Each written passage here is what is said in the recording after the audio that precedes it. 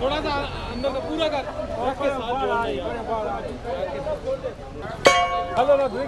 अब ये ताला टूट गया है और उसके बाद सिलेंडर जो है वो कब्जे में ले लिया गया है। इसका ध्यान रखिएगा नीचे इसके अंदर गैस ना हो। ये जितनी फूली हुई है उससे लग रहा है कि ये इसके अंदर गैस है।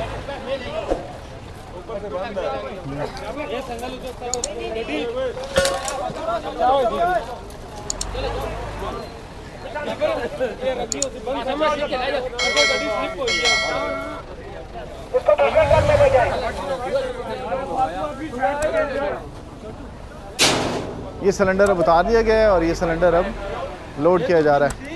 ये पूरी एक दुकान बनी हुई थी ग्रीन एरिया के अंदर और फुटपाथ को कब्जा करने के बाद जिसे अब सीडीए ने कब्जा में लिया।